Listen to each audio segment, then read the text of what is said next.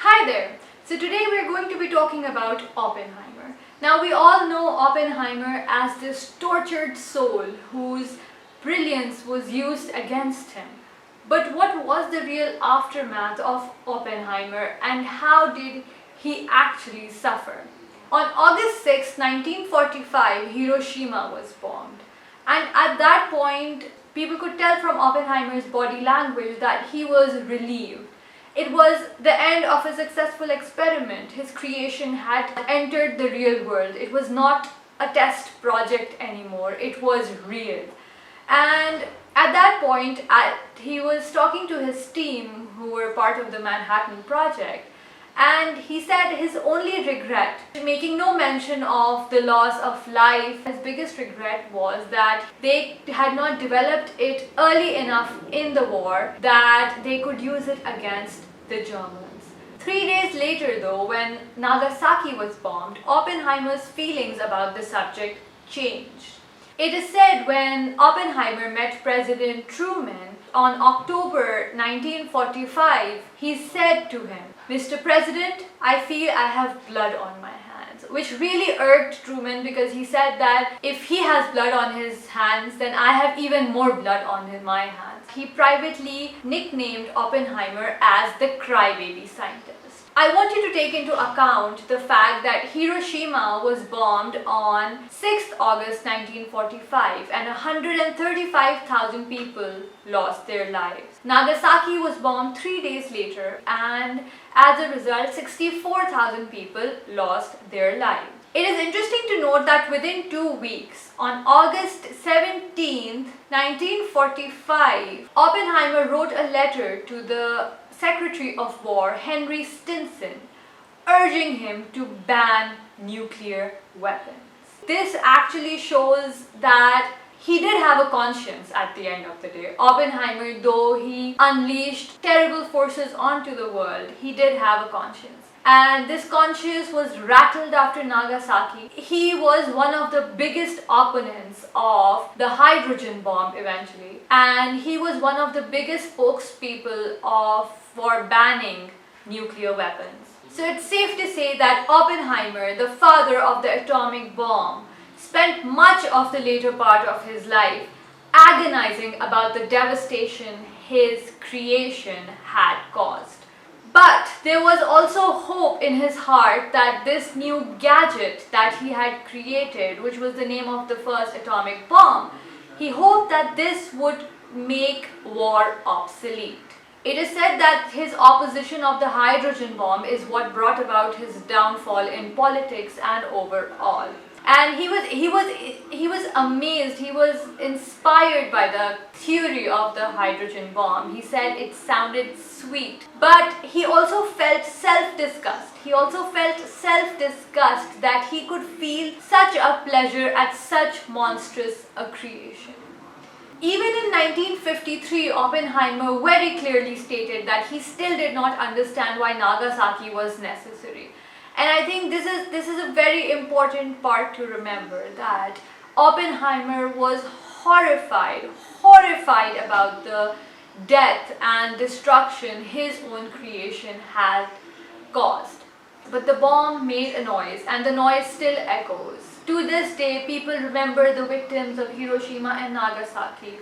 The innocent lives lost are still remembered. But then there were the silent victims, not of an atomic bomb per se, but they suffered for years. Generations suffered for years due to this reason.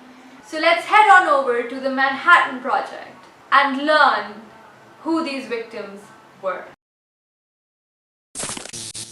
In southern New Mexico, on July 16, 1945, the first atomic bomb was tested.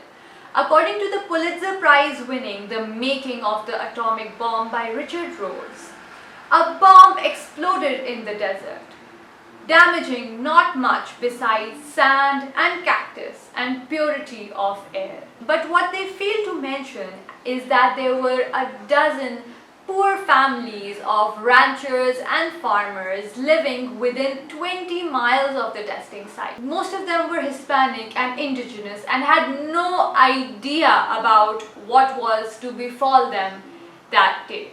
So they went about their daily lives on the day that the bomb exploded. Infants and children who were downwind of the detonation, who were nearby at the time and suffered from the radioactive fallout of the bomb, have been fighting for years for compensation and recognition. On May 7, 1945, the Manhattan Project conducted an experiment to test the radioactive fallout, but it was poorly designed and executed. It was called the rehearsal and it yielded no real results. Later, on July 16th, when the actual atomic bomb was going to be tested, doctors and meteorologists warned that the fallout would spread far and wide over New Mexico's civilian population.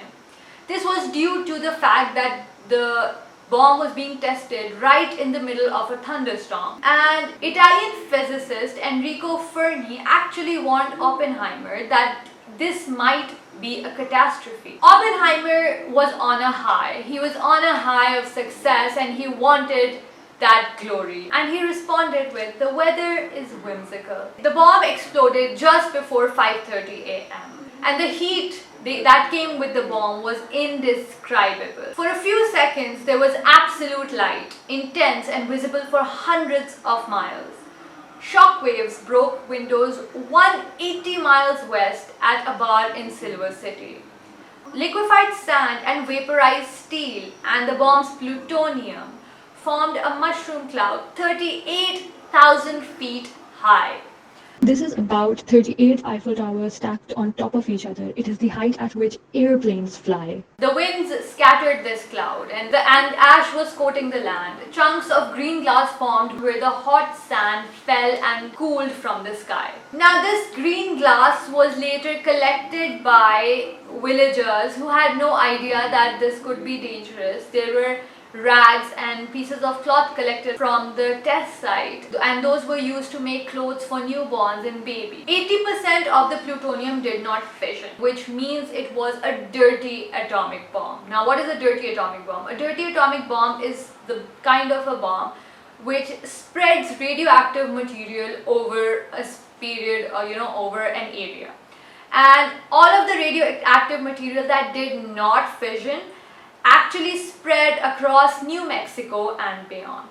At the end of the week, fallout would ruin a batch of film at a Kodak factory in Indiana, which was more than 1,000 miles away. So you can actually clearly tell that the weather, the winds had carried radioactive fallout to 1,000 miles away. And obviously this radioactive fallout will affect the human beings around as well. Now, the reactions of awe, admiration, laughter and celebration are well documented. The people involved in the Manhattan Project were celebrating. They were celebrating success. But the New Mexicans who lived nearby had no warning.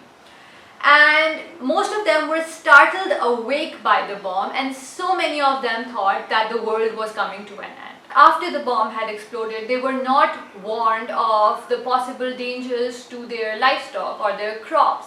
They were not told that there's a possibility that their crops, their livestock, even their water might have radioactive fallout mixed into it. In 2020, CDC used archives to re-examine the extent of radioactive contaminations in New Mexico, only to find that the methods of tracking that were used were crude and actually served no real purpose. And it was at this point that they realized that the safety of the civilians was never a concern. This process was done to avoid litigation rather than protecting anybody's health. Now, the data about the aftermath of Oppenheimer and the radioactive fallout is scarce. The Chief Manhattan Project medical advisor, Stafford Warren, said, "No one really wanted to pursue the radiation possibilities for fear of getting involved in litigation." So at the end of the day, they were just being afraid of being sued and losing money. And it was a money move to just not be concerned about. Now, it is said when areas of high radioactive fallout were discovered with about 12 miles from Trinity. Trinity is the testing site. When these were discovered, the doctor in charge of safety, Louis Hempelman, decided not to evacuate. And this was partly due to the pressure to maintain secrecy by Leslie Groves, who was the army general in charge of the project. But I want you to take into account that according to the 1940 census, 121 people lived within 20 miles of the testing site. More than 30,000 people at 50 miles to the testing site. And larger cities like Albuquerque and El Paso were less than 200 miles to the testing site. And just take into account, like, think about it, this project was being done, this test was being done, but nobody thought of warning the residents of that area.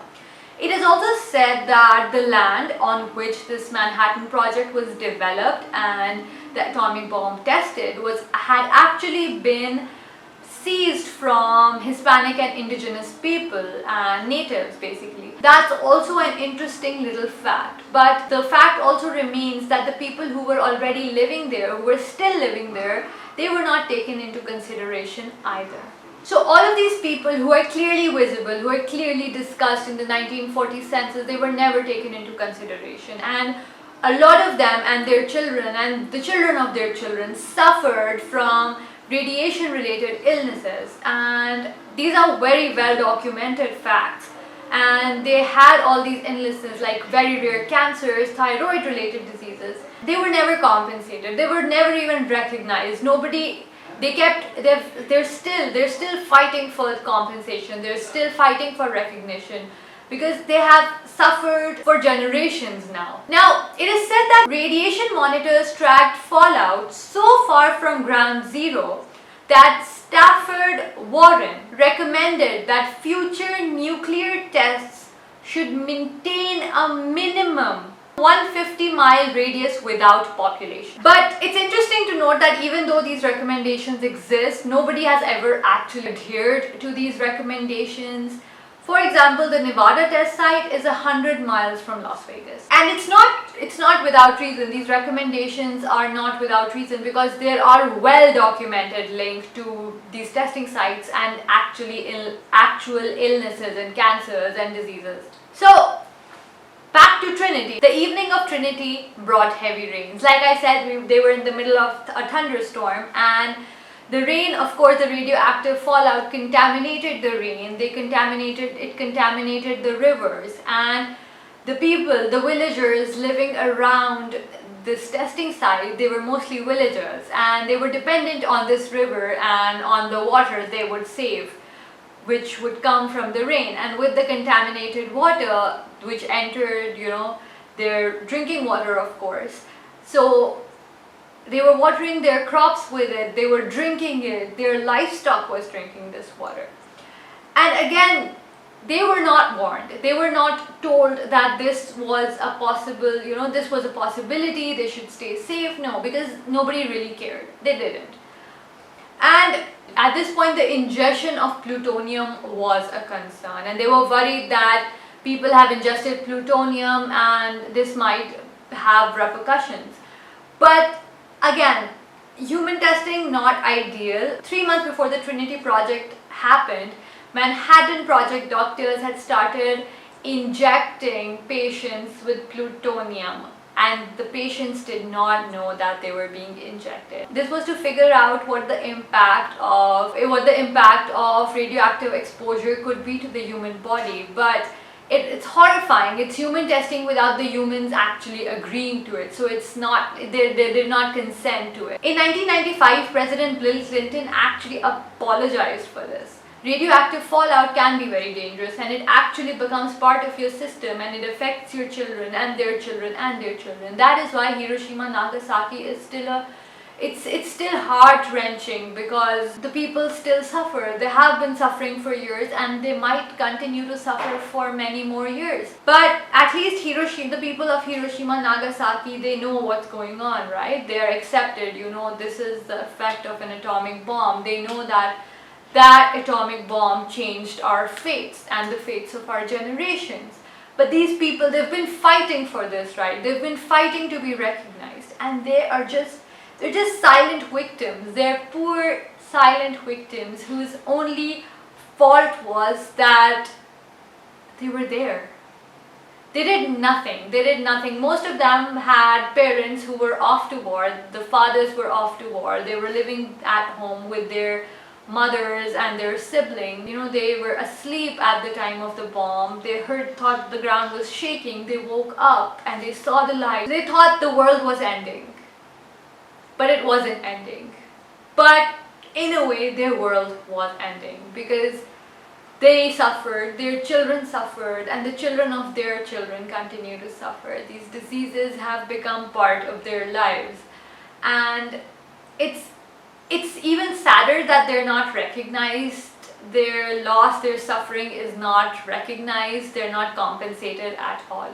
So this was about the silent victims of Oppenheimer. And though Oppenheimer clearly was upset about the people of Nagasaki and the blood on his hands, but there was more blood on his hands than he actually ever knew. So I hope this was an insightful and interesting video. Subscribe for more, and I have a lot more fun, interesting videos coming out as well. I will see you in the next one. Bye!